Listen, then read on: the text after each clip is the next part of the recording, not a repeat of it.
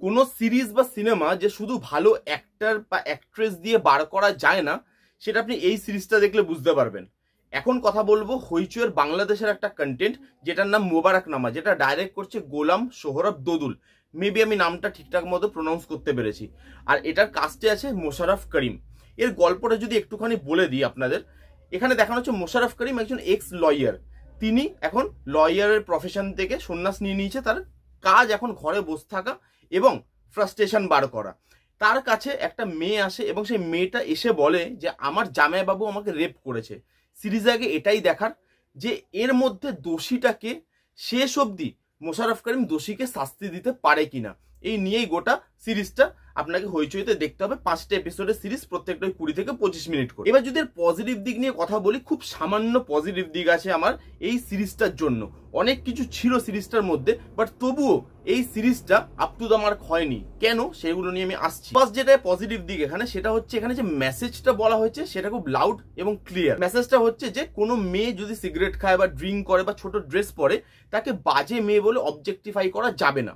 সেটা কিন্তু ভালোভাবে অডিয়েন্সের কাছে আসে এবং অনেকের এটা দেখে মনে হতে পারে যেটা পিঙ্কের থেকে নেওয়া। চলুন, এই অবধি ঠিক আছে। যদি কোনো মেসেজ কোনো সিনেমা থেকে ইন্সপায়ার্ড হয় তাতেও কোনো প্রবলেম নেই, যদি সেটার দেখানোর প্রসেসটা অন্যরকম হয়। তো এখানে মেসেজটা ভালো, লাউড ক্লিয়ার ভালোভাবে আসে, অডিয়েন্সের সাথে কানেক্ট হয় এবং অডিয়েন্স পরিষ্কারভাবে মেসেজটা বুঝতে পারে। এর আরেকটা পিলার হচ্ছে এই ওয়েব সিরিজের এর পারফরমেন্সেস। এখানে মোশাররফ করিম তো ভালো পারফর্ম করেছেই, তার কথা পরে আসছি। এখানে বাকি যারা যারা পারফর্ম করেছে তাদের প্রত্যেকের অ্যাক্টিং খুব ন্যাচারাল, খুব রুটেড এবং তাদের অ্যাক্টিংটা না দেখতে ভালো লাগে। তাদের অ্যাক্টিং এর যে কম্বিনেশনটা, তারা যখন কনভারসেশন করছে সেই জায়গাগুলো দেখতে খুব ভালো লাগে।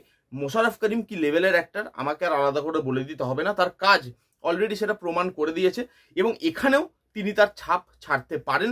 এবং মোশাররফ করিম এখানে অনবদ্য অভিনয় করেছে। তার ফেশিয়াল এক্সপ্রেশন, তার ন্যাচারাল কথা বলা, তার রুটেড অ্যাক্টিং, তার লুক অ্যান্ড ফিল আউটস্ট্যান্ডিং।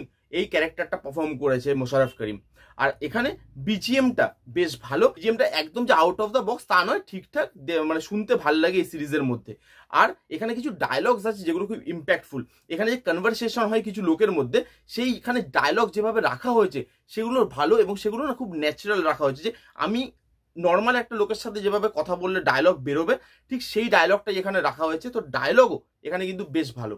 এবার আমি নেগেটিভ দিকে মুভ করে যাব, যে এত কিছু থাকার পরেও বা ভালো একটা সাবজেক্ট হওয়ার পরেও এই সিরিজটা কেন আপ টু দ্য মার্ক হতে পারলো না। তার প্রথম রিজন হচ্ছে screen play writing. Screen play writing এর মধ্যে না কোনো রকম কোনো আপস অ্যান্ড ডাউনস নেই, যেটা অডিয়েন্সকে throughout the series hook করে রাখবে।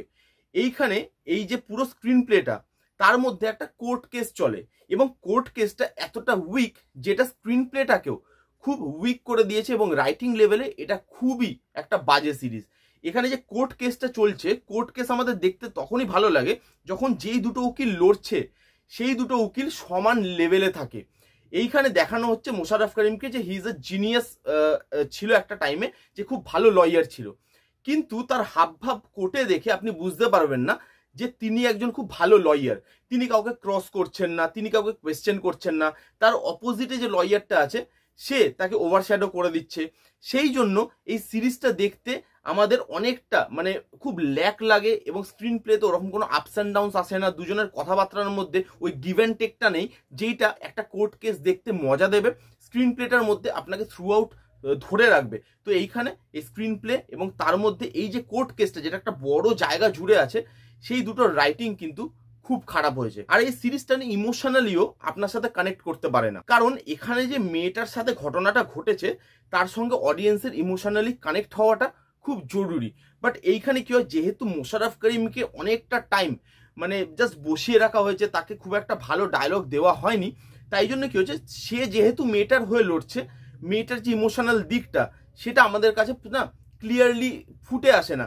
সেই মেয়েটার ইমোশনের সঙ্গে সেই মেয়েটা যে সাফার করেছে, তার যে দুঃখ কষ্ট, সেইটা আমার মনে হয়েছে অডিয়েন্সের কাছে অবধি পৌঁছায়নি এবং ওই ইমোশনের জায়গাগুলো আরো পাওয়ারফুল হতে হতো।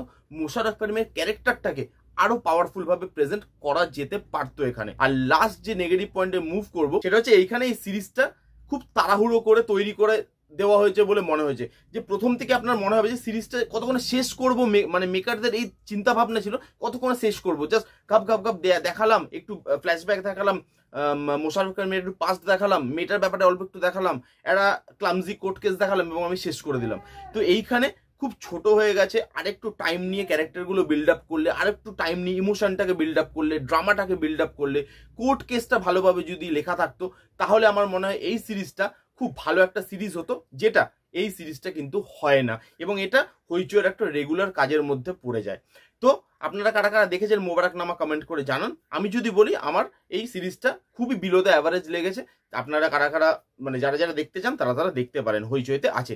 তো এই রিভিউটা যদি ভালো লাগে তাহলে please give it thumbs up, like করবেন, কমেন্ট করবেন, শেয়ার করবেন, চ্যানেলটাকে আমার সাবস্ক্রাইব করবেন। দেখা হচ্ছে নেক্সট কোনো ভিডিওতে। ততক্ষণ bye bye, take care and be safe.